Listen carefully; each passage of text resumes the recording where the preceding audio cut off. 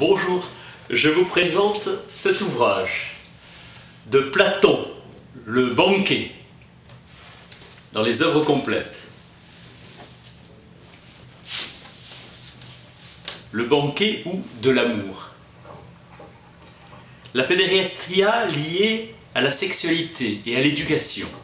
Le banquet porte sur Eros, donc l'amour est sur son objet, le beau. Agathon vient de gagner en moins 416 le concours de tragédie.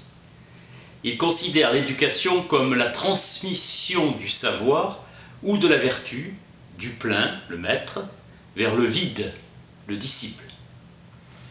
Contemplation de l'intelligible en général et de la beauté en particulier conduit l'âme du disciple, enfantement spirituel. C'est Callias, l'homme le plus riche d'Athènes, qui donne le banquet. Socrate a 52 ans. Alcibiade 30, il sera élu stratège dans un an et impliqué dans l'affaire de la mutilation de Hermès. Socrate va se retirer pour méditer. Était en vogue à l'époque l'interprétation allégorique des mythes. Les cours commençaient à Athènes avec le jour. Aristophane est le plus grand poète comique. Dans les nuées, il se moque de Socrate. Agathon tente d'introduire l'épopée dans la tragédie et fut le premier à écrire une intrigue qui n'était pas empruntée à la mythologie. Socrate, pieds nus, évite les bains publics. Il craint la foule et préfère les rencontres individuelles ou en cercle restreint. Il arrive au milieu du souper accompagné d'Aristodème, non invité. Il joue sur les mots, aime mettre en contradiction son interlocuteur, Hélénkos. Insensible à l'ivresse et invulnérable à la fatigue, choc émotionnel des rencontres qui amènent au changement de vie radical. Périclès mourra de la peste en moins 430. Alcibiade était le symbole de l'échec de la démarche pédagogique de Socrate, qui cherchait à former de nouveaux dirigeants. Dans le banquet naît la réflexion du sage, le lieu par excellence du discours philosophique, moment de sociabilité à dimension religieuse. Le médecin propose de boire modérément. Pour Socrate, Eros n'est pas un dieu, mais un démon. Aspiration du beau vers le bien. Eros s'intéresse autant, sinon plus, au corps qu'à l'âme. Pour Socrate, l'amour est toujours amour de cet objet, c'est le beau, indissociable du bien, et dans la mesure où l'amour implique le désir, absence de son objet, l'amour doit souffrir d'un manque de beau ou de bien. Eros, amour, a pour mère pauvreté, peña, et souffre du manque de beau et de bien. Son père expédient d'où vient cette inspiration. Passage du sensible à l'intelligible, initiation. Eros est un daimon. Cet être intermédiaire qui permet de s'élever du sensible vers l'intelligible, où l'on peut contempler le beau et le bien en soi. Le discours d'Alcibiade, non sur Eros, mais sur Socrate. Par nature, Eros est amoureux du beau. Eros vit à la dure et inspire le courage au combat. La valeur, arrêtée, c'est le naturel de Socrate, sa modération et son courage. La beauté de Socrate est intérieure et fait sentir la honte devant les actions laides.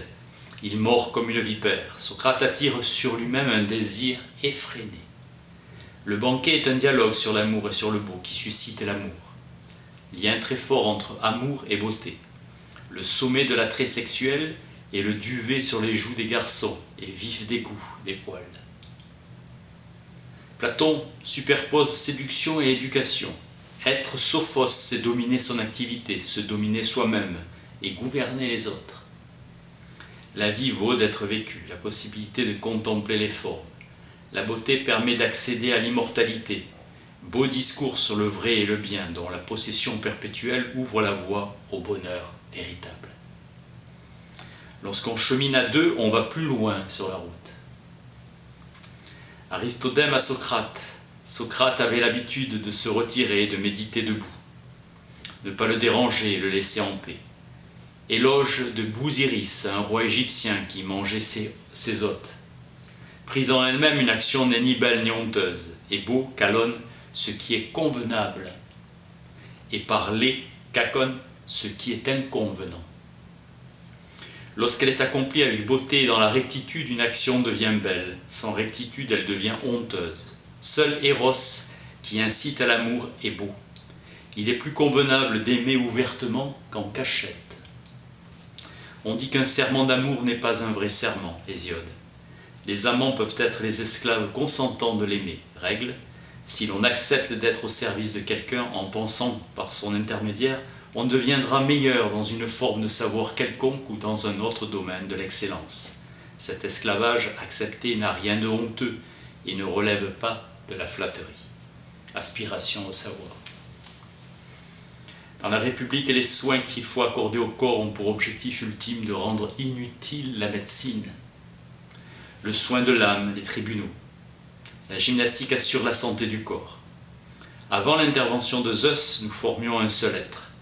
Aux yeux d'un homme de bon sens, un petit nombre de gens avertis est plus à craindre qu'un grand nombre qui ne le sont pas.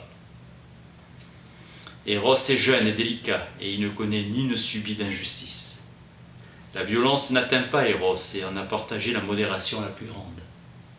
La modération réside dans le fait de dominer plaisir et désir. Eros est au suprême degré tempérant. Celui qui possède est plus fort que celui qui est possédé. Celui qui domine est plus courageux de tous. C'est le plus courageux de tous.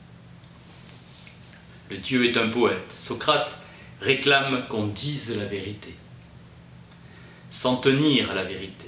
Parle comme tu crois devoir le faire. Socrate remet en cause Eros, qui est amour de la beauté.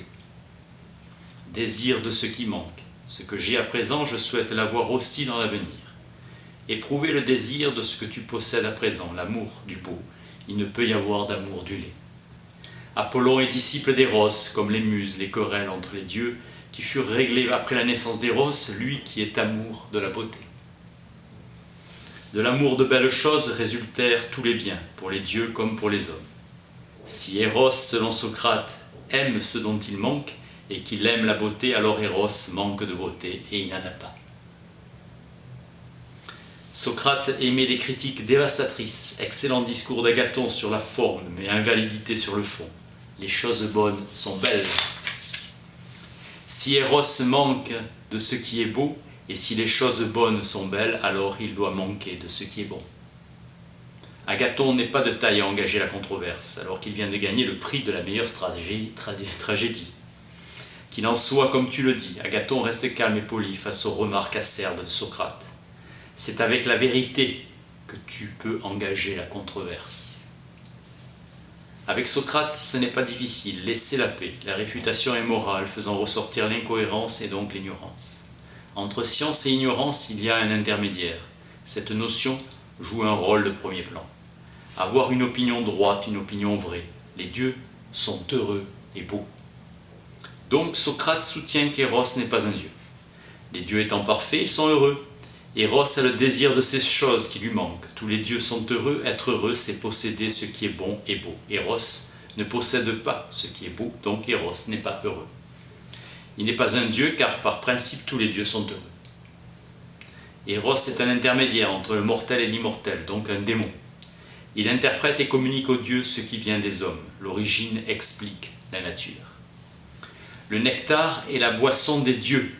Mais après que Dionysos a apporté le vin aux hommes, par son père, Eros passe tout son temps à philosopher. Il se trouve à mi-chemin entre le savoir et l'ignorance. La possession de bonnes choses, c'est ce qui explique que les gens heureux sont heureux.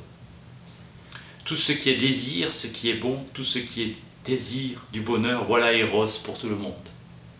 Chercher la moitié de soi-même, c'est aimer. Les humains n'aiment rien d'autre que ce qui est bon. L'objet de l'amour, c'est d'avoir à soi ce qui est bon, toujours. Le désir d'immortalité accompagnait nécessairement celui du bien, procréation, s'il est vrai que l'amour a pour objet la possession éternelle du bien, l'enfantement.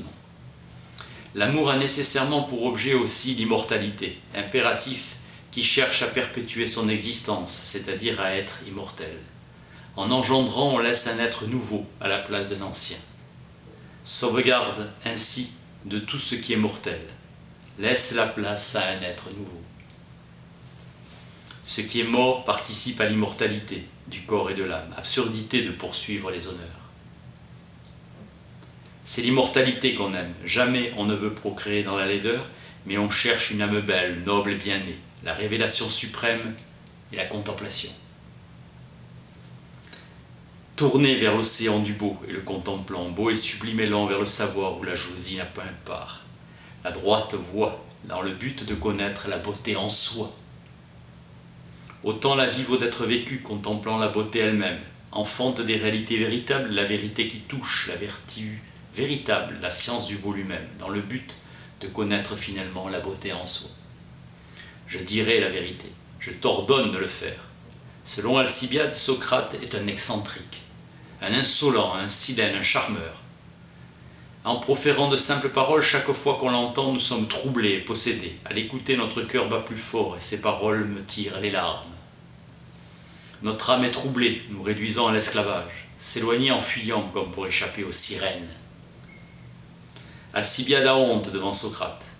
Personne ne connaît vraiment Socrate. Il se donne l'air de tout ignorer et de ne rien savoir. Pour lui, les biens n'ont aucune valeur et nous ne sommes rien à ses yeux. Il passe sa vie à faire le naïf et à plaisanter avec les gens. C'est dans le vin que se trouve la vérité. La vérité sort de la bouche des enfants. Être frappé et mordu par les discours de la philosophie, lesquels blessent plus sauvagement que la vipère. Devenir le meilleur possible. Socrate prend soin d'avoir son air de faux naïf.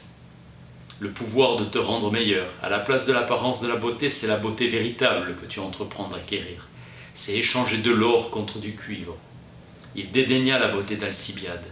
Il se moqua, se montrant insolent. Modération et fermeté de Socrate, il avait méprisé. Intelligence et force d'âme. Socrate était plus fort que quiconque pour affronter les peines. Socrate se tient debout pour réfléchir.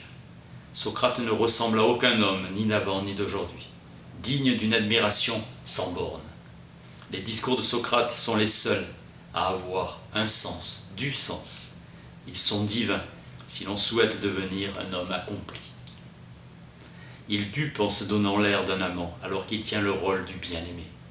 Socrate endormit les autres avant de partir du banquet, faire sa journée comme si de rien n'était. Et comme si rien ne s'était passé, il rentra se reposer le soir venu. Dans les œuvres complètes de Platon, le banquet. Merci.